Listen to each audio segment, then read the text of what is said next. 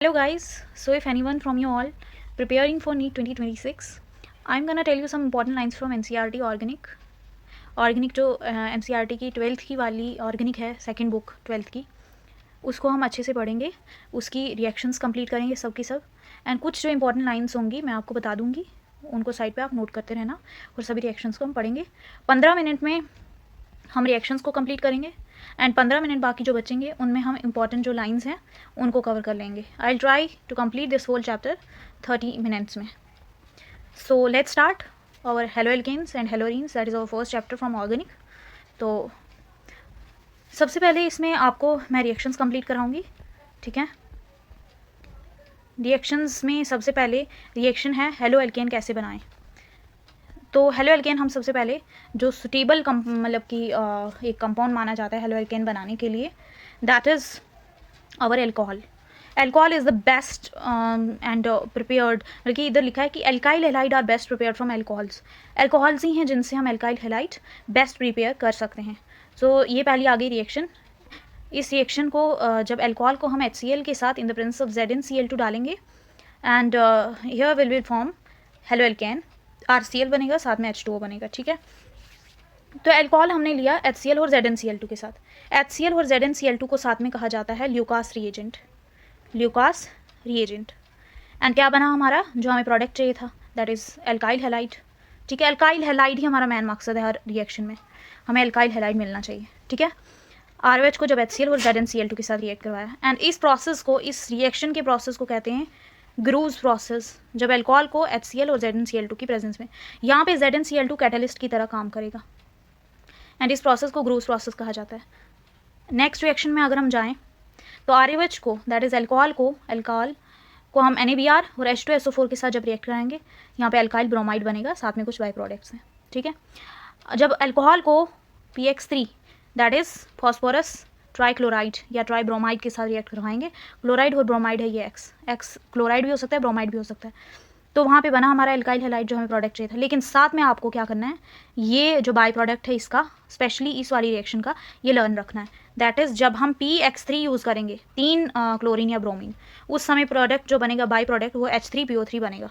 वो जब हम PCl5 यूज़ करेंगे, 5 क्लोरीन, उस समय बाई प्रोडक्ट होगा POCl3। ये बाई प्रोडक्ट बहुत इंपॉर्टेंट है, आपको लर्न रखना है।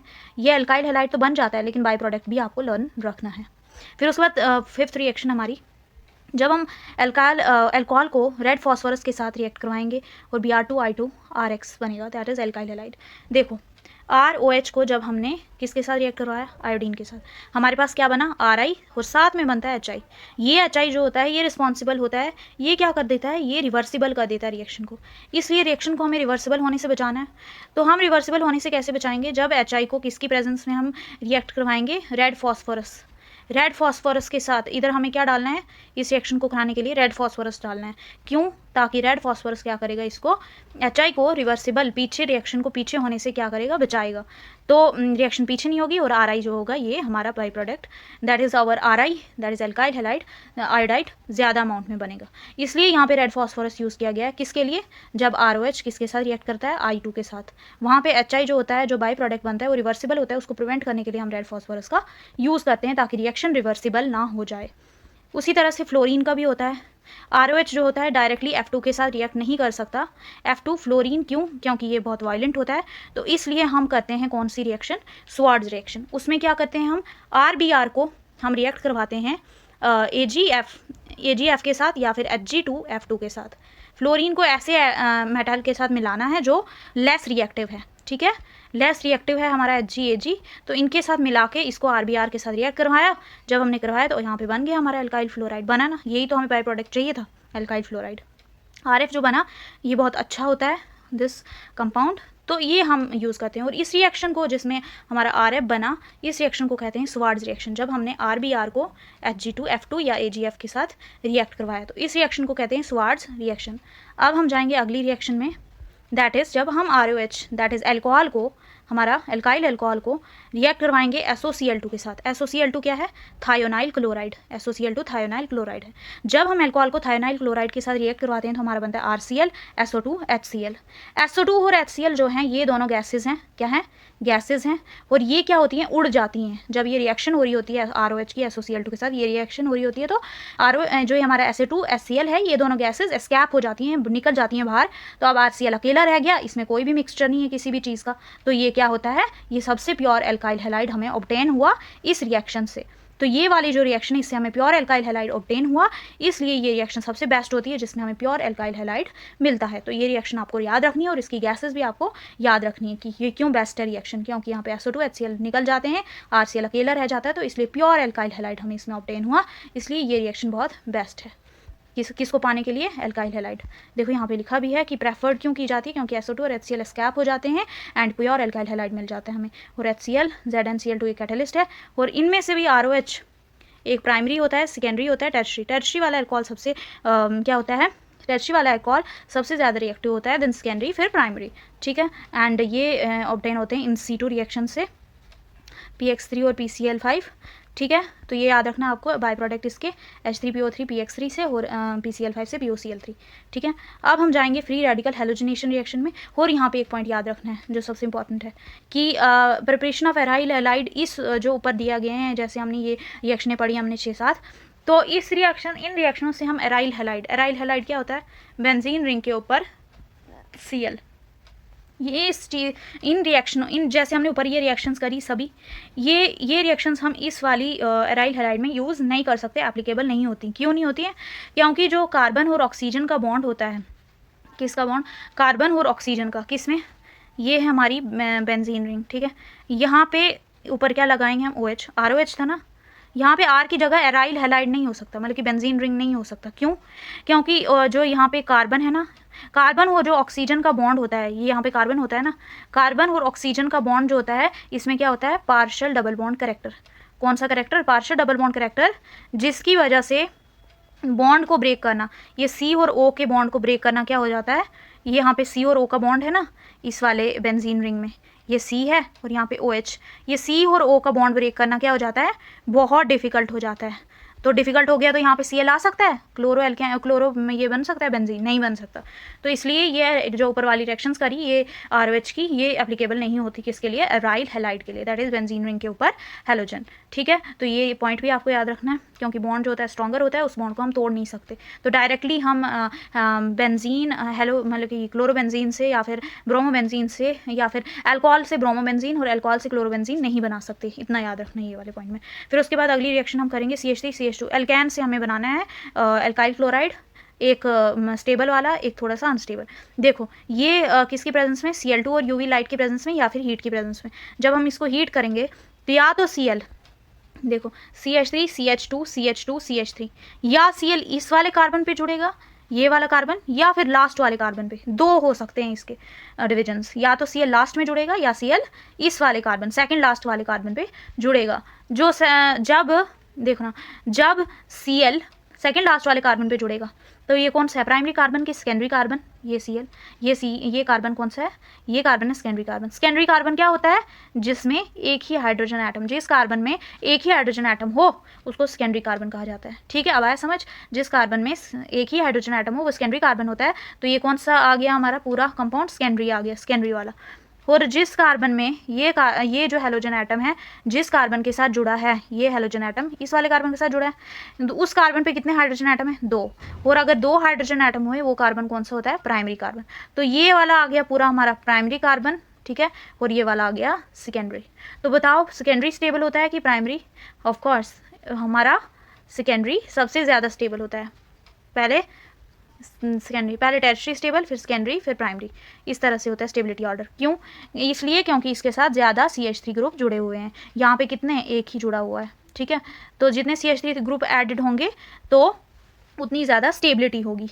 ठीक है, अगर हम तो इसमें हमने एल्केन से एल्काइल क्लोराइड बना दिया, एक प्राइमरी वाला, ये आ गया प्राइमरी और ये आ गया सेकेंडरी वाला। अब एल्कीन की मदद से हम एल्काइल हैलाइड बनाएंगे। ये हमने एल्कीन लिया कौन सा वाला? सी डबल बॉन्ड सी आ गया, ईथीन वाला एल्कीन लिया, ठीक है। ईथीन को हम क्या करेंगे HX के साथ, HX को कैसे लिख सकते हैं, H पॉजिटिव X नेगेटिव के साथ। तो ये HX यहाँ भी जुड़, H यहाँ भी जुड़ सकता है, X यहाँ भी जुड़ सकता है, या फिर वहाँ भी यहाँ भी। क्यों? क्योंकि C और C दोनों सेम है और दोनों की इलेक्ट्रोनेगेटिविटी सेम है। तो ये नहीं है कि H को इधर जोड़ें, H को हम इधर ही जोड़ेंगे, इधर नहीं। H को इधर भी जोड़ सकते हैं, इधर भी जोड़ सकते हैं, कहीं भी, ठीक है। अब उसके बाद अगली रिएक्शन में हम लेंगे अगली रिएक्शन, इथीन तो हमने ले लिया, अब अगली रिएक्शन लेंगे हम प्रोपीन। प्रोपीन जब हमने लिया CH3 CH double bond CH2 को, इसके साथ H पॉजिटिव I नेगेटिव, ठीक है, दैट इज़ HI के साथ। अब इसमें क्या करेंगे हम, दो रूल्स का यूज़ करेंगे। मार्कोनिकॉव रूल सुना होगा, और अगला एंटी मार्कोनिकॉव रूल, ठीक है। मार्कोनिकॉव रूल में क्या होता है, जो ये I नेगेटिव है, नेगेटिव पार्ट उसके साथ जुड़ता है जिसमें कम नंबर ऑफ हाइड्रोजन होते हैं, लेस नंबर ऑफ हाइड्रोजन, उस कार्बन के साथ जुड़ता है नेगेटिव पार्ट जिसके पास कम हाइड्रोजन एटम्स होते हैं, जैसे कि इसके पास है, जो डबल बॉन्ड बना रहा है ना, उसमें से देखना है उन दोनों कार्बन में से किस में कम हाइड्रोजन एटम है, उसके साथ नेगेटिव पार्ट जोड़ दो, दैट इज़ मार्कोनिकॉव रूल। वो जो पॉजिटिव पार्ट है वो दूसरे कार्बन के साथ जुड़ जाएगा। तो क्या बना हमारा, ये बना मेजर प्रोडक्ट, ये है मार्कोनिकॉव रूल का प्रोडक्ट, ठीक है। दैट इज़ जिसमें कम हाइड्रोजन एटम है उसके साथ नेगेटिव पार्ट I नेगेटिव जुड़ जाएगा।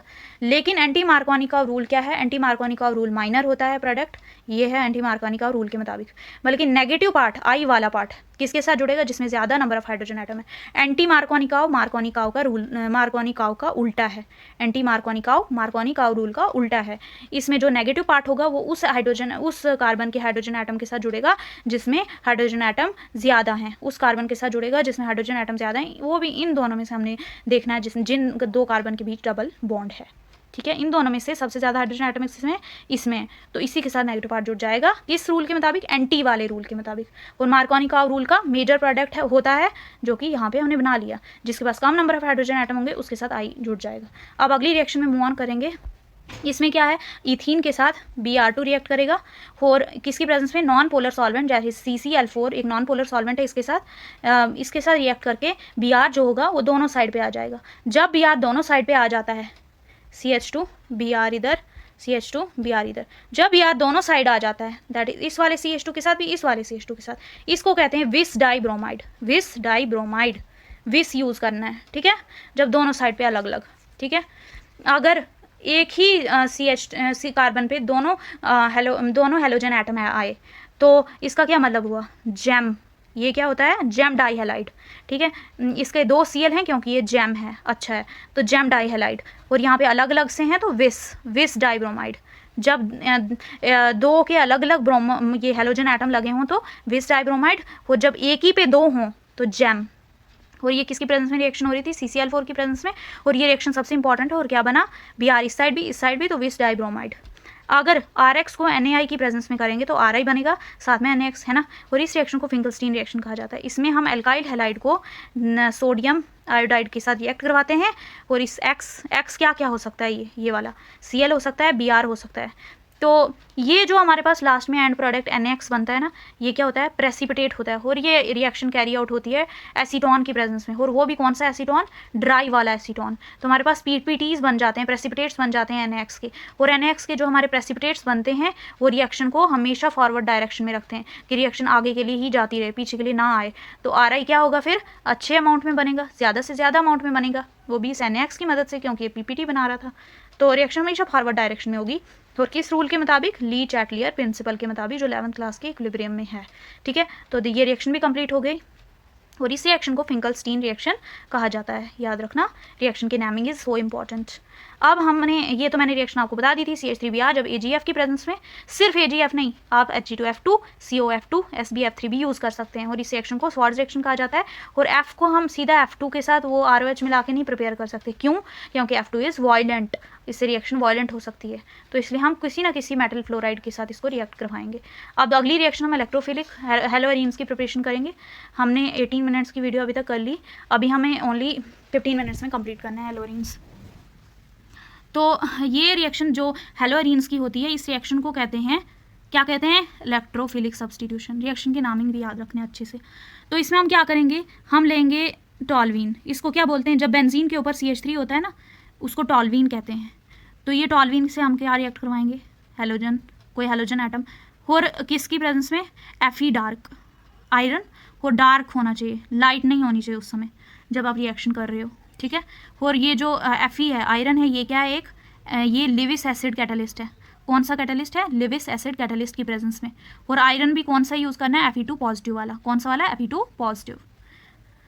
तो Fe की प्रेजेंस में हमने डार्क होना चाहिए, उस समय अंधेरा, नो लाइट एट ऑल। तो ये X2 के साथ रिएक्ट करा, X2 इज हेलोजन, हेलोजन के साथ रिएक्ट करा। एक हेलोजन कहाँ पे आ जाएगा? इसके सेकंड पोजीशन है ना, यहाँ से 1 2। जब भी सेकंड पोजीशन पे हेलोजन एटम जुड़ा हो या फिर कोई ग्रुप जुड़ा हो तो उस पोजीशन को कौन सा पोजीशन कहते हैं? ये याद कर लो, ये याद रखो, ये लिख के रखो कहीं। ये वाली जो पहली पोजीशन होती है इसको पैरा कहते हैं, पहली वाली और चौथी वाली पोजीशन को पैरा कहते हैं, जहाँ से आप नंबरिंग कर रहे हो। दूसरी पोजीशन और छठी पोजीशन को ऑर्थो कहते हैं, और तीसरी पोजीशन और पांचवी पोजीशन को मेटा कहते हैं। Third fifth Meta, 2 6 ortho, 1 4 para, ठीक है, याद रखना ये। तो यहाँ पे बताओ आप जरा, सेकंड पोजीशन 1 2 2 पे नंबरिंग आई है ना एक्स की। सेकंड पोजीशन को क्या कहते हैं?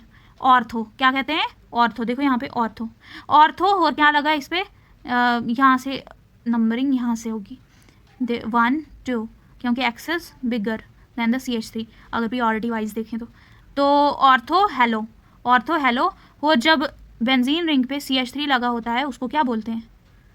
टॉल्वीन। तो ऑर्थो हेलो टॉल्वीन इसका नाम होगा। और इसका बताओ 1 2 3 4, फोर्थ पे आए ना हेलोजन, या फिर सॉरी पहले हेलोजन की प्रायोरिटी देनी है, तो 1 2 3 4, फोर्थ पे आया मिथाइल, तो इसको क्या कहेंगे? मिथाइल के अपोजिट हेलोजन है, तो पैरा। फोर्थ पे क्या आया नाम? पैरा। पैरा और हेलोजन कहाँ पे? पैरा पोजीशन पे, पैरा हेलो। और जब बेंजीन रिंग पे CH3 जुड़ा होता है उसको क्या बोलते हैं? टॉल्वीन। तो पैरा हेलो टॉल्वीन इसका नाम होगा, ठीक है। अब उसके बाद नेक्स्ट रिएक्शन हम करेंगे। हाँ, और एक बात याद रखनी है कि ऑर्थो और पैरा आइसोमर्स जो हैं इन्हें हम सेपरेट कर सकते हैं किससे? इनका जो मेल्टिंग पॉइंट है ना दोनों का, इनका मेल्टिंग पॉइंट में बहुत ज़्यादा डिफरेंस है, बहुत ज़्यादा डिफरेंस है, इसलिए इनको हम इजीली क्या कर सकते हैं? और एक ऑर्थो है और दूसरा क्या था? पैरा। तो ऑर्थो और पैरा आइसोमर्स को हम इजीली सेपरेट करते हैं, क्यों? क्योंकि इनके मेल्टिंग पॉइंट में बहुत ज़्यादा डिफरेंस होता है।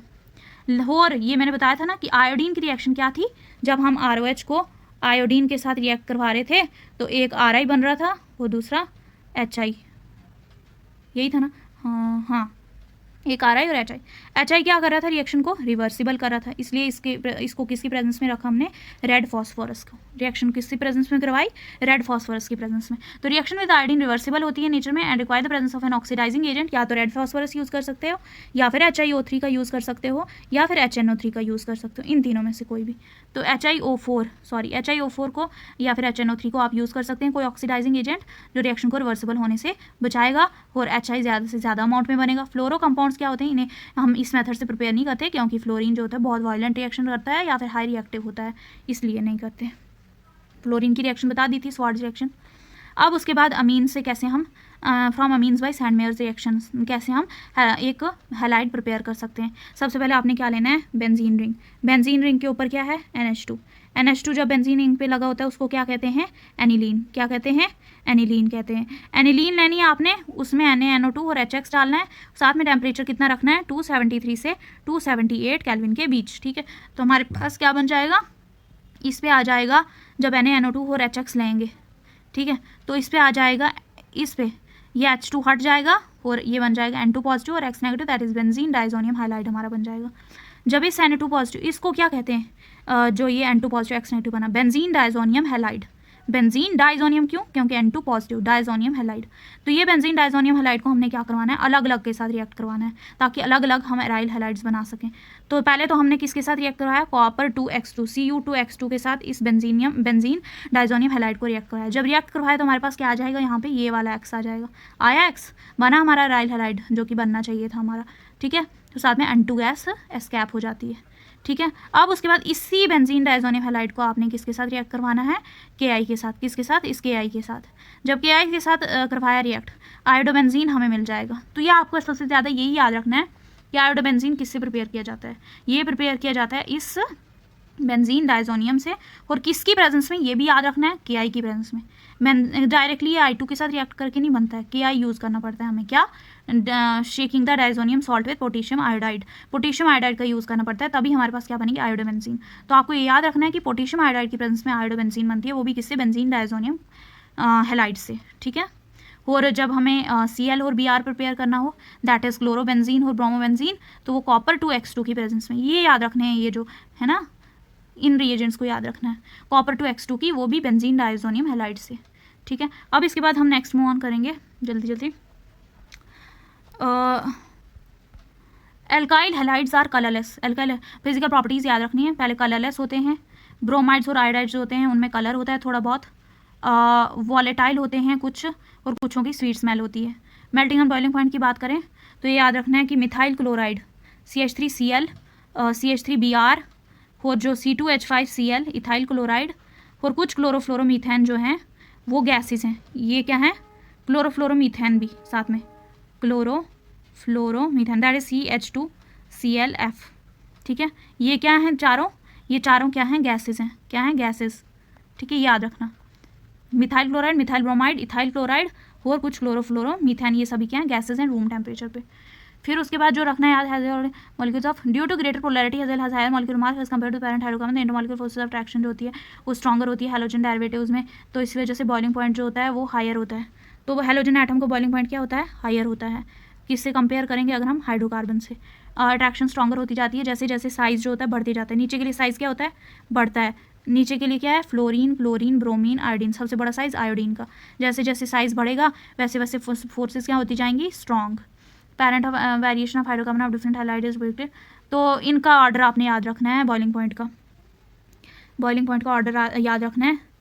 बॉइलिंग पॉइंट का ऑर्डर है RI का सबसे पहले, एल्काइल हैलाइड के बॉइलिंग पॉइंट का याद रखना है, RI सबसे ज़्यादा होता है इसका बॉइलिंग पॉइंट, फिर RBr, फिर RCl और RF, ये वाली चीज़ याद रखनी है। क्यों, क्योंकि जैसे जैसे साइज़ जो होगा वो बढ़ेगा वैसे वैसे मास क्या होगा, बढ़ेगा हैलोजन एटम का, वैसे वैसे वंडर वॉल फोर्सेस क्या होंगी, वेंडर वॉल फोर्सेस और ज़्यादा स्ट्रॉन्ग होती जाएंगी। साइज़ बढ़ने से मास बढ़ेगा, वेंडर वॉल फोर्सेस और ज़्यादा स्ट्रॉन्ग होंगी। साइज़ बढ़ेगा तो मास बढ़ेगा ना इसका बेटा जी, आई का सबसे ज़्यादा। तो ये याद रखना है कि RI का सबसे ज़्यादा बॉइलिंग पॉइंट होता है क्योंकि RI का साइज सबसे बड़ा है, जिसकी वजह से वंडर वॉल फोर्सेस भी और ज़्यादा स्ट्रॉन्ग होती जाती हैं। बॉइलिंग पॉइंट जो होता है आइसोमेरिक हैलोजन का डिक्रीज होता है जैसे, हाँ देखो अब इसकी ब्रांचिंग क्या है, सबसे ज़्यादा है, इस साइड से भी घेरा हुआ है, इस साइड से भी, इस साइड से भी, इस साइड से भी, ब्रांचिंग सबसे ज़्यादा है। ब्रांचिंग क्या है, सबसे ज़्यादा है। तो स्फीयर क्या हो गया ये, मतलब कि इसका जो एरिया है वो क्या हो गया, एरिया कम हो गया। तो एरिया कम होता है तो बॉइलिंग पॉइंट भी क्या हो जाता है, कम हो जाता है। ये याद रखनी चीज़। इसका क्या था, ब्रांचिंग बढ़ गई है, इधर से भी ब्रांच, इधर से भी, इधर से भी, इधर से भी घेरा हुआ है, स्फीयर बना दिया है इसने, एरिया क्या हो जाएगा कम, तो बॉइलिंग पॉइंट भी कम हो जाता है, ठीक है। वो जो जितना खुला होगा उसका बॉइलिंग पॉइंट उतना ज़्यादा होगा, ठीक है। ब्रांचिंग जितनी ज़्यादा होगी, ये देखो इसमें कितनी ज़्यादा है, तो इसका बॉइलिंग पॉइंट सबसे कम है, और इसकी ब्रांचिंग थोड़ी ज़्यादा है, इससे कम है, लेकिन तो बॉइलिंग पॉइंट इसका क्या हो गया, बॉइलिंग पॉइंट थोड़ा सा इसमें कम हो गया, लेकिन इसकी ब्रांचिंग बिल्कुल नहीं है तो इसका बॉइलिंग पॉइंट सबसे ज़्यादा होगा। ये बिल्कुल स्ट्रेट चैन, जितनी स्ट्रेट चैन उतना ज़्यादा बॉइलिंग पॉइंट होगा। स्ट्रेट चैन का बॉइलिंग पॉइंट उतना ज़्यादा होता है। तो फिजिकल प्रॉपर्टीज भी complete. Boiling point of isomeric dihydrogen are nearly the same, para isomers high melting as compare to the earth. और जो चीज़ आपको याद रखनी है कि पैरा वाले जो होते हैं, पैरा वाले कौन से हो गए, कौन कौन सी पोजीशन पैरा होती है, पैरा पोजीशन आ गई 1 और 4, किसमें, बेंजीन रिंग पे, ये वाली पोजीशन और ये वाली पोजीशन पैरा है। तो पैरा आइसोमर्स जो होते हैं सबसे ज़्यादा उनमें मेल्टिंग पॉइंट होता है as compare to ortho and meta से। तो ये याद रखना है, पहले पैरा, फिर ऑर्थो, फिर मेटा, ठीक है, मेटा वाले हैलाइड। क्यों, क्योंकि पैरा आइसोमर्स की क्या होती है, सिमेट्री दिखती है, that fits in the crystal lattice better as compare to, जो क्रिस्टल लैटिस में फिट हो सकते हैं as compare to meta and ortho. यहाँ पे देखो इसका बताओ ज़रा, अब बॉइलिंग पॉइंट और मेल्टिंग पॉइंट ये याद रखना है। ये है कौन सी पोजीशन, दिस इज़ ऑर्थो, और ये वाली तीसरी पोजीशन मेटा, और ये वाली पैरा, ठीक है। इसमें बताओ पैरा, मेटा, ऑर्थो, सब बॉइलिंग पॉइंट का ऑर्डर यहाँ पे एनसीईआरटी के साइड पे खोलो और लिखते जाओ। मेल्टिंग पॉइंट का भी, बॉइलिंग पॉइंट का सबसे ज़्यादा बॉइलिंग पॉइंट किसका है, ऑर्थो का, फिर किसका है, फिर है इसका पैरा का, फिर मेटा का। ओपीएम, बचपन में एसएसटी में ओपीएम पढ़ा था ना, उस तरह से याद रखो। मेल्टिंग पॉइंट देखो, मेल्टिंग पॉइंट में सबसे ज़्यादा पैरा, फिर उसके बाद ऑर्थो, फिर एम, पीओएम, पीएम याद रखो। बॉइलिंग पॉइंट का ओपीएम याद रखो, क्योंकि बीओ, बॉइलिंग में बीओ आता है तो ओपीएम से शुरू होगा, सेकंड वर्ड से। मेल्टिंग पॉइंट में ओ नहीं आता तो पी आता है, तो पी से शुरू होगा। हो गया याद। बॉइलिंग पॉइंट का किससे याद रखना है, अब बताओ। बॉइलिंग पॉइंट का O P M, OPM.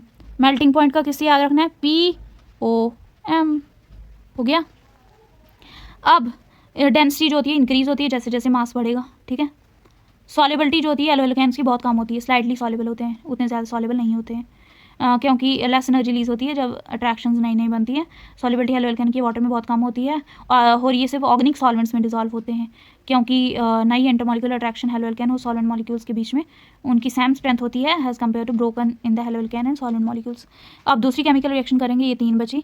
Nucleophilic substitution, elimination और reaction with metals. Nucleophilic substitution that is SN वाली रिएक्शन, 2 होती हैं, एक SN1 एक SN2, ठीक है, जिसमें न्यूक्लियोफाइल ऐड हो हेलोजन के साथ और हमारे पास बन जाता है प्रोडक्ट, ठीक है। तो इसमें सबसे पहले हमें याद रखना है कि न्यूक्लियोफाइल कौन कौन से हैं। OH negative, H2O, RO, I negative, NH3, RNH2, ये सब, AgCN, NO2, AgNO2, RCO negative, HR, और रिएजेंट KOH हो सकता है, H2O वगैरह सब, मैन प्रोडक्ट सब्सटीट्यूशन, ये सब कुछ। एम्बिडेंट न्यूक्लियोफाइल कौन से होते हैं?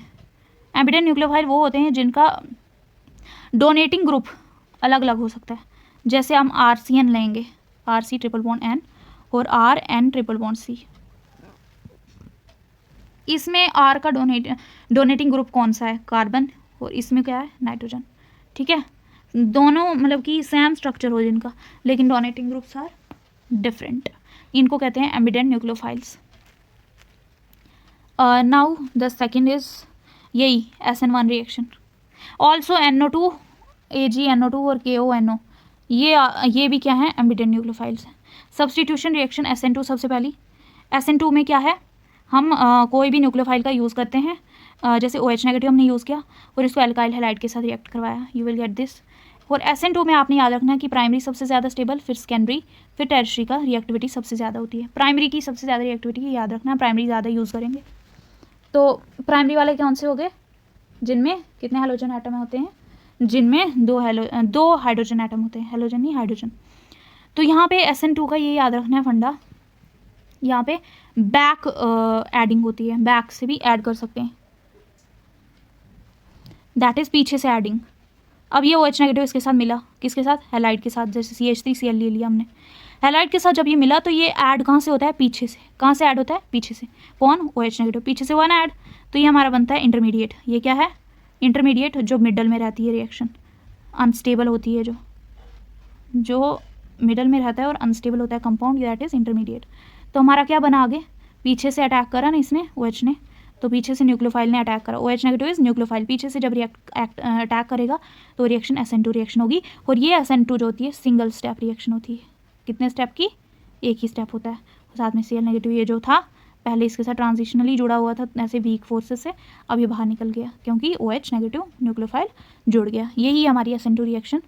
और SN2 जो होता है सेकंड ऑर्डर काइनेटिक्स को फॉलो करता है, क्योंकि SN2 का मतलब है बाईमॉलिक्यूलर न्यूक्लियोफिलिक सब्सटीट्यूशन, जिसमें सब्सटीट्यूट होता है, जैसे कि OH सब्सटीट्यूट हुआ इस वाले हमारे क्लोराइड में, ठीक है। तो और ये फॉलो करता है सेकंड ऑर्डर काइनेटिक्स, मतलब कि रेट जो होता है डिपेंड करता है कंसंट्रेशन ऑफ दोनों रिएक्टेंट्स की कंसंट्रेशन, इसकी भी और इसकी भी, न्यूक्लियोफाइल पे भी और एल्काइल हैलाइड पे भी। It depicts biomolecular substitution reaction, incoming nucleophile interact with alkyl है, bond to break, new bond is formed, practically simultaneously, single step होता है और कोई भी इंटरमीडिएट फॉर्म नहीं होता है। Has the reaction progresses and the bond between the incoming nucleophile and carbon atom forming, ये हो, ठीक है। कन्फिग्रेशन इन्वर्ट हो जाती है, configuration of carbon atom under attack, inversion of configuration होता है यहाँ पे ट्रांजिशन स्टेट में। Such structures are unstable and can not be isolated, bond to transition state में कार्बन साइमल्टेनियसली बॉन्ड होता है 5 एटम से। देखो यहाँ पे कितने बॉन्ड है? 1 2 3 4 5, एक साथ 5 बॉन्ड के साथ अटैच चाहिए। रिक्वायर्स अप्रोच ऑफ न्यूक्लियोफाइल, ये सब कुछ। तो सबसे ज़्यादा SN2 में स्टेबल कौन होता है? यही याद रखना आपने। SN2 में प्राइमरी, फिर सेकेंडरी, फिर टर्शियरी, और सबसे ज़्यादा प्राइमरी का यूज़ किया जाता है SN2 बनाने के लिए रिएक्शन। SN1 में सबसे ज़्यादा स्टेबल टर्शियरी, फिर सेकेंडरी, क्यों प्राइमरी? क्योंकि यहाँ पे क्या बनता है? कार्बोकटाइन। और सबसे ज़्यादा टर्शियरी कार्बोकटाइन स्टेबल होता है ना, क्योंकि जितने ज़्यादा CH3 होंगे उतना ज़्यादा क्या होगा? स्टेबिलिटी होगा। यहाँ पे कितने ये कौन सा है? ये जो हैलोजन जिस कार्बन के साथ जुड़ा है उस पर क्या कोई हाइड्रोजन है? यहाँ पे नहीं है ना, तो इसको कहते हैं टर्शियरी कार्बन। कौन सा कार्बन? Tertiary carbon. ये न्यूक्लियोफाइल के साथ जुड़ा और यहाँ पे ये बन जाता है, ठीक है। टर्ट ब्यूटाइल अल्कोहल को यूज़ किया गया है, follows the first order kinetics. Bromide को यूज़ किया गया, अब ये बनाएगा अल्कोहल। कैसे बनाएगा? Let's see. चलो समझते हैं। ये लिया हमने टर्ट ब्यूटाइल ब्रोमाइड टर्शरी वाला, स्टेप 1। ये जो SN1 रिएक्शन होती है ना, ये 2 स्टेप रिएक्शन होती है, 2 स्टेप होते हैं, ठीक है। सबसे पहले कार्बोकटाइन की फॉर्मेशन का स्टेप और दूसरा वाला अटैक करने वाला स्टेप। पहले क्या बना, Br निकल गया, तो यहाँ पे क्या बना, Br नेगेटिव बाहर निकल गया, तो यहाँ पे C पॉजिटिव आ जाएगा। आया पॉजिटिव, देखो ये ऐसे था ना, CH3 CH3 CH3, यहाँ पे पहले Br था, अब Br क्या हो गया, निकल गया। Br निकल गया तो इस पर क्या आ जाएगा, एक बॉन्ड निकल गया, तो यहाँ पे पॉजिटिव चार्ज आ जाएगा, बना ना पॉजिटिव चार्ज, Br नेगेटिव निकल गया। अब ये पूरा क्या बन गया, जिस पे पॉजिटिव चार्ज होता है उसको क्या बोलते हैं, कार्बोकटाइन। कार्बोकटाइन अब किसके साथ रिएक्ट करेगा, OH नेगेटिव के साथ, दैट इज न्यूक्लियोफाइल के साथ, ठीक है। तभी तो ये न्यूक्लियोफिलिक सब्स्टिट्यूशन रिएक्शन है ना, और इसमें टर्शरी सबसे ज़्यादा स्टेबल होता है। जब OH नेगेटिव के साथ सेकंड स्टेप में रिएक्ट करेगा तो हमारे पास क्या आ जाएगा, इसके साथ यहाँ पे OH जुड़ जाएगा, तो बना हमारा टर्ट ब्यूटाइल अल्कोहल, ठीक है, क्योंकि इसमें 4 कार्बन एटम्स हैं, गिनो 3 और 1 4, तभी टर्ट ब्यूटाइल ब्रोमाइड बोला गया है। और कार्बोकटाइन में सबसे स्टेबल, और ये वाली रिएक्शन जो होती है 2 स्टेप्स में होती है, और जो रेट डिटरमाइनिंग स्टेप होता है RDS जिसको बोलते हैं रेट डिटरमाइनिंग स्टेप, वो पहला वाला स्टेप फर्स्ट होता है, ठीक है। स्टेप से फर्स्ट जो होता है रेट डिटरमाइनिंग स्टेप होता है। अब बताओ रेट किससे डिटरमाइन होगा, इस कार्बोकटाइन से। तो अब बताओ कार्बोकटाइन कौन सा सबसे ज़्यादा स्टेबल होता है, कार्बोकटाइन होता है टर्शरी वाला, फिर सेकेंडरी वाला, फिर प्राइमरी वाला, तभी तो टर्शरी कार्बोकटाइन स्टेबल होगा। अब यहाँ पे CH2 CH2 पॉजिटिव है। ये जो होते हैं carbocation thus form get stabilise through resonance as shown below. तो ये कुछ रिएक्शंस दिखाई गई हैं यहाँ पे, ठीक है। यहाँ पे भी अगर हम हेलोजन के उसका SN1 में कौन सा सबसे ज़्यादा स्टेबल होता है अल्काइल हैलाइड, तो वो है RI, फिर RBr, फिर RCl और फिर RF, ठीक है। अगली रिएक्शन हम जाएंगे, ये तो कायरलिटी आ गया ना, कोऑर्डिनेशन कंपाउंड में समझेंगे, ऑप्टिकल एक्टिविटी, ठीक है, वेज फॉर्मूला वगैरह, रिटेंशन इन्वर्जन। और इसमें जो होता है 2 प्रोडक्ट बनते हैं यहाँ SN1 में, एक तो आ गया बिल्कुल रिटेंशन और दूसरा आ गया इसके उल्टा। रिटेंशन और इन्वर्जन 2 प्रोडक्ट बन सकते हैं, इसमें लिखा भी है यहाँ पे, inversion, retention and inversion. Wait,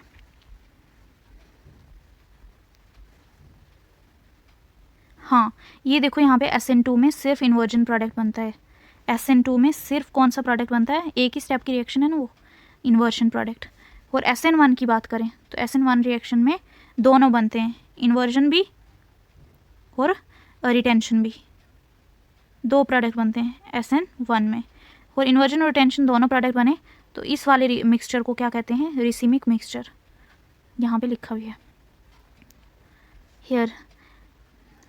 Carbocation formed in the slow step being sp2 hybridized is planar attack may be accomplished by either side of the plane of carbon resulting mixture of products, ठीक है। और ये जो बनता है हमारा कार्बोकटाइन, ये होता है trigonal planner attaching optical which results in the formation of. अब करेंगे एलिमिनेशन रिएक्शन। एलिमिनेशन रिएक्शन में क्या होता है, ये कार्बन है, ये हेलोजन एटम है, ये हाइड्रोजन है यहाँ से, ठीक है। हमने क्या करा, ये हाइड्रोजन का जो बॉन्ड है ये वाला, इसको यहाँ पे लाया, और जो ये हेलोजन का बॉन्ड है इसको निकाल दिया बाहर। ये कौन सा कार्बन होता है, जिसके साथ हेलोजन अटैच है, जिसके साथ हेलोजन डायरेक्टली अटैच है वो अल्फा कार्बन है, और उसके अपोजिट वाला कार्बन बीटा कार्बन होता है। ये जब दोनों रिएक्ट करेंगे, एक्स को हमने बाहर निकालना है, निकाला जब हमने एक्स को बाहर, तो ये बॉन्ड यहाँ पे चला जाएगा, तो यहाँ पे बन गया C डबल बॉन्ड C। इसी रिएक्शन को एलिमिनेशन रिएक्शन कहा जाता है। जब हम क्या करते हैं, बीटा का जो हाइड्रोजन है, बीटा कार्बन का, ये बीटा कार्बन है, इसका हाइड्रोजन हम क्या लाते हैं, उसके हाइड्रोजन यूज़ करके हम डबल बॉन्ड बनाएंगे, तो उसी को कहेंगे हम एलिमिनेशन रिएक्शन, या फिर बीटा एलिमिनेशन भी इसे कहते हैं। हेलोजन हमने अल्फा कार्बन से निकाला और एलिमिनेशन करी हाइड्रोजन की फ्रॉम बीटा कार्बन से, एज अ रिजल्ट एल्कीन बनी, इसलिए इसे बीटा एलिमिनेशन कहा जाता है, ठीक है। और इसमें जो होता है 2 प्रोडक्ट्स भी बन सकते हैं, या तो आप जो है डबल बॉन्ड इस साइड रख सकते हो, देखो ये है ना Br इसके साथ अटैच है, या तो ये वाले पे रख सकते हो आप डबल बॉन्ड, या फिर इस वाले पे डबल बॉन्ड रख सकते हो, देखो यहाँ पे या फिर यहाँ पे, ठीक है। और यहाँ पे रूल रखता है Z-सेव रूल, Z-सेव रूल, ठीक है। एक पेंटवानीन बन सकता है या फिर पेंटुइन, वही मार्कोनी का और उसकी तरह, ठीक है। अब मेटल के साथ रिएक्शन अगर हमने अल्काइल ब्रोमाइड की करवानी है तो तो जब हमने जैसे Mg लिया हमने मेटल, ठीक है, इसके साथ जब रिएक्शन करवाएंगे तो हमारे पास एक रिएजेंट बनता है CH3CH2 MgBr, ये साथ में सभी मिल जाते हैं ड्राई ईथर की प्रेजेंस में। इस रिएजेंट को ग्रिग्नार्ड रिएजेंट कहा जाता है। तो हमने क्या करा, एल्काइल ब्रोमाइड लिया, उसको Mg के साथ जब रिएक्ट करवाया ड्राई ईथर की प्रेजेंस में, तो हमारे पास ग्रिग्नार्ड रिएजेंट बनता है। वो ये ग्रिग्नार्ड रिएजेंट ऑर्गेनोमेटालिक कंपाउंड होता है, ठीक है। विक्टर ने सबसे पहले यूज़ किया था, obtain by the reaction of in the presence of dry ether, ये याद रखना है जब हम एल्काइल ब्रोमाइड को Mg मेटल के साथ रिएक्ट करवाएंगे। अब ग्रिग्नार्ड रिएजेंट का हमने समझना है, ऐसे था ना ये CH3CH2 ये एल्काइल है, R हमने लेट किया, इसमें जो ये R होता है इस पे चार्ज होता है पार्शियल नेगेटिव, Mg पे चार्ज होता है पार्शियल पॉजिटिव और X पे पार्शियल नेगेटिव। R और जो Mg होते हैं, R और Mg ये दोनों किससे जुड़े होते हैं, कौन से वाले बॉन्ड से, ये दोनों जुड़े होते हैं आपस में कोवलेंट बॉन्ड से। कौन से बॉन्ड से, कोवलेंट बॉन्ड से। और जो Mg और X हैं दोनों, ठीक है, कार्बन मैग्नीशियम बॉन्ड जो है वो कौन सा है, कोवलेंट बॉन्ड। हो जो Mg और X है इनके बीच कौन सा बॉन्ड है, ionic bond. The magnesium halogen bond is essentially ionic. I hope this is done. R और Mg के बीच में कोवलेंट और Mg और X के बीच में आयनिक बॉन्ड। ग्रिग्नार्ड रिएजेंट बहुत ज़्यादा रिएक्टिव होता है और अगर आप इसको पानी में डालोगे तो एल्केन बन जाती है दोबारा। जैसे हमने CH3MgX लिया है, इसको अगर हमने पानी में डाला, ये मिथाइल वाला हमने मैग्नीशियम हैलाइड लिया है, तो ये CH4 बन जाएगा, ठीक है, एल्केन बन जाता है, ठीक है। फिर उसके बाद इसमें इसलिए इसको क्या किया जाता है, मॉइस्चर से दूर रखा जाता है ग्रिग्नार्ड रिएजेंट को, और ड्राई ईथर यूज़ किया जाता है, ठीक है। हैलाइड से हाइड्रोकार्बन बनाने का ये एक मेथड है, याद रखना ये रिएक्शन। वुड्स रिएक्शन में क्या किया जाता है ये सबको पता है, एल्काइल हैलाइड को सोडियम में करना है और यहाँ पे RR बन जाएगा, डबल R बन जाते हैं और हमेशा इवन नंबर ऑफ कार्बन जो है बनता है इसमें। ये कुछ न्यूक्लियोफिलिक सब्स्टिट्यूशन रिएक्शन है, इसमें हमने क्लोरोबेंजीन लिया है, जब बेंजीन के ऊपर क्लोरीन हो उसको क्लोरोबेंजीन कहते हैं। क्लोरोबेंजीन की रेजोनेंस करवाई है, कैसे करवाई है, लेट्स सी। ये है क्लोरोबेंजीन, ऐसे अल्टरनेट डबल बॉन्ड्स, Cl है इधर, Cl पे कितने आगे, ये Cl पे आगे एक दो तीन लोन पेयर होते हैं Cl पे, ठीक है। ये एक लोन पेयर इधर गया, ठीक है, और ये वाला इधर आया, देखा, एक वाला इधर और ये इधर, तो इधर क्या आ जाएगा, डबल बॉन्ड, और इस पे ये इधर गया इसका बॉन्ड तो नेगेटिव, और फिर ये आगे करा, द ऐसे रेजोनेंस, चार इसमें स्ट्रक्चर बन सकते हैं रेजोनेटिंग। तो ये याद रखना है रेजोनेंस का, कितने रेजोनेटिंग स्ट्रक्चर बनेंगे। और हाइब्रिडाइजेशन का डिफरेंस होता है इनमें, हैलोजन और बेंजीन के बीच का जो बॉन्ड है उसमें हाइब्रिडाइजेशन का डिफरेंस होता है, क्या कि ये जो कार्बन होता है ये sp2 हाइब्रिडाइज होता है, क्योंकि इसमें डबल बॉन्ड है ना, तो जब भी डबल बॉन्ड होगा तो sp2 हाइब्रिडाइज्ड कार्बन होता है ये। लेकिन अगर हम सिंपल एल्काइल हैलाइड की बात करें जो चैन वाला होता है, उसमें कौन सा कार्बन होता है, ये sp3, जिसमें 4 सिंगल बॉन्ड होते हैं, 4 सिग्मा बॉन्ड। जब चारों सिग्मा बॉन्ड हो तो sp3 हाइब्रिडाइज्ड कार्बन, जब एक बाई बॉन्ड हो तो sp2 कार्बन। तो ये डिफरेंस होता है एक एल्काइल हैलाइड और एक एराइल हैलाइड में, ठीक है। sp2 हाइब्रिडाइज्ड कार्बन जो होता है वो उसमें s करेक्टर ज़्यादा होता है, कैसे, sp2 में कैसे s करेक्टर ज़्यादा है, s बताओ इसमें कितने, एक, टोटल कितना है, s के ऊपर पावर 1, p के ऊपर 2, तो टोटल कितना 3, 1/3 × 100 कितना आया 33.3%। लेकिन अगर हम sp3 लेंगे तो उसमें एक s है और टोटल कितने 3 और 1 4, एक s और 3p × 100 25%। सबसे ज़्यादा s करेक्टर किस में आया 33.3%, दैट इज़ sp2 में। तो sp2 का s करेक्टर ज़्यादा होता है, और जब s करेक्टर ज़्यादा होता है तो उसकी इलेक्ट्रोनेगेटिविटी भी क्या होती है, ज़्यादा होती है, और इसकी वजह से electron pair of CX bonds tightly अच्छे से हो पाते हैं, बल्कि उनका बॉन्ड स्ट्रॉन्ग होता है, वो टूट नहीं सकते। तो sp3 हाइब्रिडाइज्ड कार्बन जो होता है वीकली होता है, उसमें s करेक्टर कम होता है। CCl bond length halo alkane में ज़्यादा होती है, लेकिन हेलो एरीन में कम हो जाती है। सो इट इज़ डिफ़िकल्ट कि हम ब्रेक कर सकें छोटे वाले बॉन्ड्स को। हेलो एरीन्स छोटे बॉन्ड हो गए ना जिनमें लेंथ कम होगी, देन लॉन्गर बॉन्ड से। हेलो एरीन्स लेस रिएक्टिव होते हैं देन हेलो एल्केन्स से towards the nucleophilic substitution reaction. अब अगली रिएक्शन करेंगे हम, ऑलमोस्ट वी डन इट। और क्या रीज़न होता है कि हेलो एरीन्स जो होते हैं वो aryl halides extremely less reactive होते हैं। एक तो रेजोनेंस इफेक्ट आ गया, दूसरा आ गया हाइब्रिडाइजेशन, sp2 होती है एराइल हैलाइड में, और जो हमारे एल्काइल हैलाइड होते हैं इनमें sp3 होती है, और फिनाइल कैटाइन जो होता है उसका कुछ इंस्टेबिलिटी होता है, उस वजह से भी ये क्या करता है, रिएक्ट नहीं करता है, ठीक है, because of the possible repulsion होने की वजह से भी, ठीक है। रिप्लेसमेंट बाय हाइड्रोक्साइल आयन, अब ये क्लोरोबेंजीन को हमने जब क्या करवाएंगे NaOH की प्रेजेंस में 623 के ज़्यादा टेम्परेचर और 300 एटमॉस्फेयर प्रेशर और H पॉजिटिव की प्रेजेंस में रिएक्ट कराएंगे यहाँ पे OH, मतलब कि हमें ये बेंजाइल अल्कोहल बनाने के लिए ज़्यादा टेम्परेचर ज़्यादा प्रेशर का यूज़ करना पड़ेगा, और एसिड का भी, और NaOH की प्रेजेंस में, ठीक है। इस तरह से हमारा एक एराइल हैलाइड से एराइल अल्कोहल बन सकता है। और अगर हम NO2 भी इसमें लगा दें जो कि एक इलेक्ट्रॉन विड्रॉइंग ग्रुप है, जो इससे इलेक्ट्रॉन्स रिमूव करेगा, इसके इलेक्ट्रॉन लेगा बेंजीन के, तो और ईजी हो जाएगा। तो टेम्परेचर अब कम यूज़ करेंगे हम, साथ में NaOH लेंगे, तो यहाँ पे OH लग जाएगा, साथ में NO2 तो है ही, ठीक है, क्लोरीन रिप्लेस हो जाएगा। लेकिन अगर हम 2 NO2 का यूज़ करें, 2 इलेक्ट्रॉन विड्रॉइंग हम, तो और ज़्यादा NO2 क्या करते हैं, रिएक्टिव ज़्यादा होते हैं, रिएक्शन को और ज़्यादा फ्लॉन्ट करते हैं आगे के लिए, तो अब टेम्परेचर थोड़ा और कम यूज़ होगा। तो NaOH यूज़ करेंगे हम, तो OH इधर बन जाएगा आसानी से, टेम्परेचर कम से भी। और अगर लास्ट में जाते जाते 3 हमने NO2 यूज़ करे, तो उसमें कोई हमें टेम्परेचर की ज़रूरत नहीं है अब, क्योंकि NO2 और ज़्यादा रिएक्शन बना रहे हैं हमारा प्रोडक्ट, दैट इज़ इसको क्या कहते हैं, इसका नाम क्या होता है, जब NO2 बेंजीन रिंग के ऊपर 3 NO2 लगे हों, तो इस वाले एसिड को बोलते हैं पिक्रिक एसिड, साथ में OH भी लगा हो, तो ये है पिक्रिक एसिड और सबसे ज़्यादा रिएक्टिव होता है, ठीक है। तो effect is pronounce when NO2 group, जब हमने ज़्यादा NO2 ग्रुप लगाया ऑर्थो और पैरा पोजीशन पे, तो क्या हो गया, सिर्फ वार्म वाटर का यूज़ करना पड़ा। पहले तो हमें इन तीनों में कितना टेम्परेचर चाहिए था, पहले वाले में जब NO2 था ही नहीं तो कितना ज़्यादा टेम्परेचर की ज़रूरत थी, लेकिन जब NO2 3 ही किए यूज़, तो तब तो सिर्फ एक गर्म पानी यूज़ करना पड़ा alcohol, that is aryl alcohol बनाने के लिए, बेंजाइल अल्कोहल बनाने के लिए, अराइल अल्कोहल बनाने के लिए, ठीक है। तो फिर टेम्परेचर कम होता गया जैसे जैसे हमने NO2 ज़्यादा करते गए, तो ये 368, ये टेम्परेचर याद रखना है, ठीक है, कितने में कितना। ये कुछ रेजोनेटिंग स्ट्रक्चर हैं लॉन्ग विद NO2 कि अगर मेटा पे यूज़ करेंगे, ऑर्थो पे यूज़ करेंगे, तो पायरा पे यूज़ करेंगे, कितना रिएक्शन होगा, ठीक है। इलेक्ट्रोफिलिक सब्सटीट्यूशन रिएक्शन है ये, इसमें ये वाले reaction halogenation, that is Cl2 की प्रेजेंस में, और हमें इसे याद रखना कि एनहाइड्रस FeCl3 हम यूज़ करेंगे, ठीक है। इलेक्ट्रॉन डेंसिटी सबसे ज़्यादा ऑर्थो और पैरा पोजीशन में इंक्रीज होती है दैन एट मेटा पोजीशन, और हेलोजन हमें पता है माइनस का इफेक्ट शो करता है, तो हमेशा एनहाइड्रस FeCl3 की प्रेजेंस में ही ये हेलोजनेशन होती है। तो यहाँ पे एक पैरा प्रोडक्ट एक ऑर्थो प्रोडक्ट बनेगा, और जो पैरा वाला प्रोडक्ट होगा ये मेजर होगा क्योंकि Cl दूर दूर है, कोई रिपल्शन नहीं होगी, लेकिन आपस में होंगे रिपल्शन ज़्यादा और ये माइनर प्रोडक्ट। जब रिपल्शन ज़्यादा माइनर प्रोडक्ट, नाइट्रेशन बल्कि HNO3 और कंसनट्रेटेड H2SO4, इस मिक्सचर को HNO3 का कंसनट्रेटेड H2SO4 के साथ इस मिक्सचर को कहते हैं नाइट्रेटिंग मिक्सचर। तो हमारा प्रोडक्ट क्या बनेगा, 1-chloro-2-nitroबेंजीन। एक बनेगा ऑर्थो प्रोडक्ट, एक बनेगा पैरा प्रोडक्ट, और मेजर कौन सा होगा, पैरा, क्योंकि रिपल्शन दूर दूर है तो कम होगी, और जितनी कम रिपल्शन उतना मेजर प्रोडक्ट। सल्फोनेशन कैसे करेंगे, H2SO4 कौन सा, कंसनट्रेटेड वाला हीट करके, एक ऑर्थो प्रोडक्ट एक पैरा प्रोडक्ट, पैरा सबसे मेजर होगा क्योंकि रिपल्शन कम है। फ्रीडल-क्राफ्ट एल्काइलेशन है, ये कौन सी रिएक्शन है, फ्रीडल-क्राफ्ट एल्काइलेशन, क्योंकि यहाँ पे एल्काइल ग्रुप का यूज़ किया गया है। फ्रीडल-क्राफ्ट एल्काइलेशन में हम CH3Cl यूज़ करते हैं, और किसकी प्रेजेंस में होती है, हमेशा एनहाइड्रस AlCl3 की प्रेजेंस में।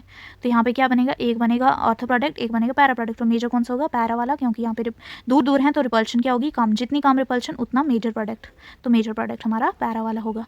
यहाँ पे अब ये कौन सी रिएक्शन होती है, acylation reaction, Friedel-Crafts acylation reaction. Acyl group कौन सा है, CH3C+O Cl, यहाँ पे ये निकलेगा बाहर, Cl निकलेगा साइड पे, यहाँ पे इस पे पॉजिटिव चार्ज आएगा और ये जुड़ जाएगा या तो किस पोजीशन पे, ऑर्थो या फिर पैरा पोजीशन पे, और पैरा वाला मेजर होगा क्योंकि यहाँ पे रिपल्शन क्या है, कम है, ठीक है। फिर है वुड्स-फिटिक रिएक्शन, हम लेंगे RX, that is hello benzene, तो यहाँ पे इसको Na के साथ और साथ में RX। वुड्स रिएक्शन पीछे मैंने बताई थी, तो हम सीधा कर रहे थे अल्काइल हैलाइड को Na के साथ, लेकिन इधर फिटिक भी है तो हमें क्या यूज़ करना पड़ेगा, एराइल हैलाइड इस बार, तो Na के साथ भी, साथ में हम RX लेंगे, एक RX लेना है हमने और एक एराइल हैलाइड और एक RX और बीच में Na, किसकी प्रेजेंस में, ड्राई ईथर की प्रेजेंस में।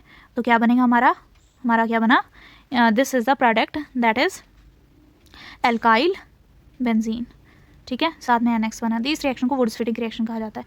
एक हमने सिंपल एल्काइल हैलाइड यूज़ करना है और एक हमने एराइल हैलाइड यूज़ करना है, उस बीच में Na और ड्राई ईथर, तो हमारा क्या बन जाएगा, एल्काइल बेंजीन और साथ में NX। इसी रिएक्शन को वुड्स-फिटिक रिएक्शन कहा जाता है, और ड्राई ईथर की प्रेजेंस में होती है विद सोडियम। फिटिक रिएक्शन में दोनों क्या यूज़ करने पड़ेंगे, दोनों ये वाले यूज़ करने पड़ेंगे, एराइल हैलाइड और 2 Na in the presence of dry ether, तो डाइफिनाइल बनेगा, ये याद रखना। और इस रिएक्शन को फिटिक रिएक्शन कहा जाता है और ड्राई ईथर की प्रेजेंस में होती है। फिर ये कुछ पॉलीहेलोजन कंपाउंड्स हैं, इसकी मैं सेपरेट छोटी सी वीडियो 5 मिनट की बनाऊंगी, अभी ज़्यादा हो गया। So I hope you all understand this lecture. अगर ये लेक्चर समझ आया तो please share with your friends, अपने फ्रेंड्स के साथ शेयर करो, and like share and subscribe my channel. Thank you for watching this video, thank you.